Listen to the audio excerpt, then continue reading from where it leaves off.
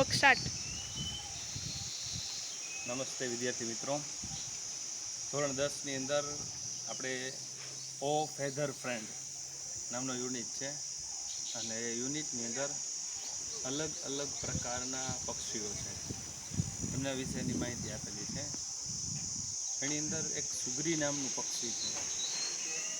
એ પક્ષીના માળા વિશે વાત આપેલી છે અને આપણે શોર્ટ નોટ પણ પૂછાય છે, નેસ્ટ બિલ્ડિંગ પ્રોસેસ ઓફ સુગરી. તો આજે જામનગર પાસે જતાં એક પૌરાણિક આશાપુરાનું જોગોળ મંદિર આવેલું છે. એ મંદિરે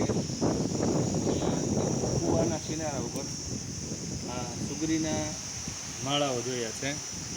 તો થયું કે આનું થોડું શૂટિંગ બતાવું, જેથી કરીને વિદ્યાર્થીઓ જેને નથી જોયા હોતા એમને ખાસ ખ્યાલ આવે. એમ છો નાના નાના ઘાસના તણખલાઓને લઈને આ પક્ષી છે પોતાનું માળું બાંધતું હોય છે.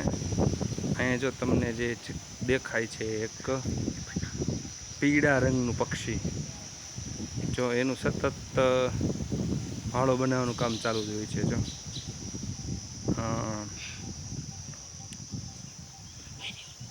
પુરુષ જનરલી છે બધા પક્ષીઓ છે એમની અંદર માળો બાંધવાનું કામ ફિમેલ કરતી હોય છે, પરંતુ એક સુગરી એક એવું પક્ષી છે જેનું માળો બાંધવાનું કામ મેલ બર્ડ કરતું હોય છે.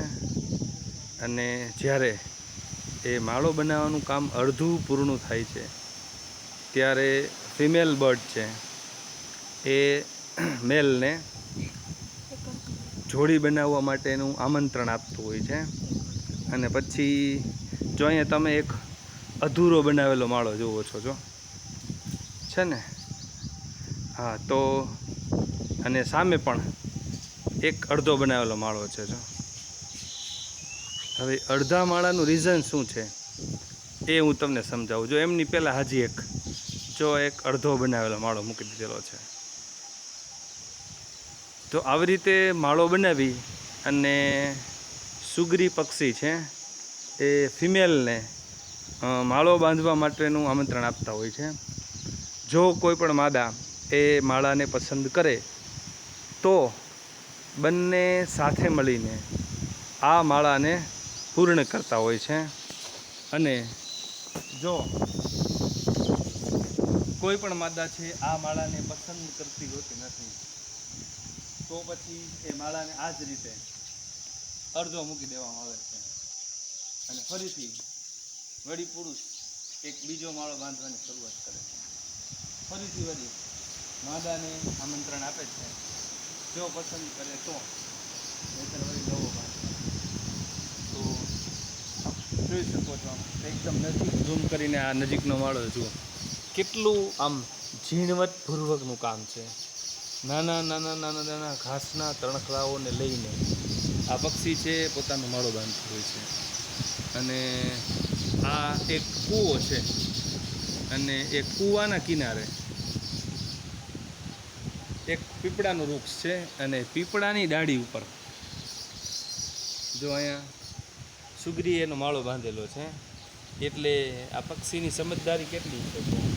બીજી કોઈ જગ્યાએ કદાચ માળો બાંધે તો કોઈ પક્ષી એને નુકસાન પહોંચાડે, પણ મોસ્ટ ઓફ જ્યારે એ અહીંયા વચ્ચે વૃક્ષની વચ્ચે બનાવેલો હોય તો કોઈ પણ બીજા જીવજંતુઓ કે પશુઓ એના બચ્ચાને નુકસાન પહોંચાડતું નથી.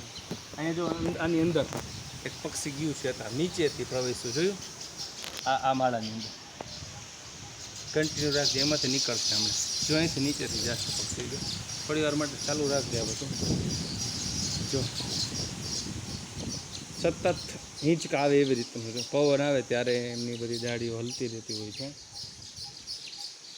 તો ધોરણ 10ના વિદ્યાર્થીઓને ઘણા બધા એવા વિદ્યાર્થીઓ છે કે જે લોકો ગામડામાં રહેતા હોતા નથી અને ગ્રામ્ય સંસ્કૃતિનો ખ્યાલ હોતો નથી, તો ખાલી મૌખિક ચર્ચા કરી હોય. ક્લાસમાં ઘણી વખતે કહેતા હોઈએ કે આવી રીતે સુગરીનો માળો હોય, પણ આજે એક લાઈવ માળો જોવાની જ્યારે મળ્યું છે ત્યારે ઈચ્છા થઈ કે થોડું શૂટિંગ કરી લઉં. તો ભવિષ્યમાં ક્લાસમાં વિદ્યાર્થીઓને આ બતાવી શકાય.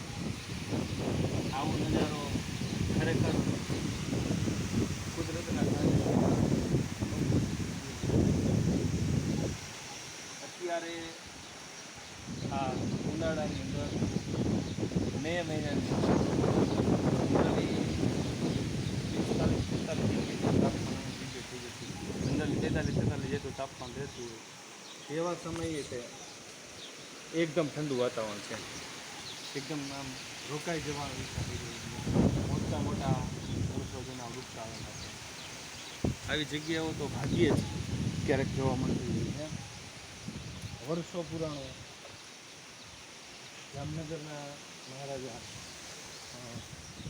રામશ્રી રણજીતસિંહજી જ્યારે કચ્છમાંથી જામનગર ખુદ માતાજી એમની સાથે ત્યારનું એક પૌરાણિક બહુ પૌરાણિક જૂનું મંદિર છે. ચાલો તો માતાજીના દર્શન કરીશું અને ઓકે બાય.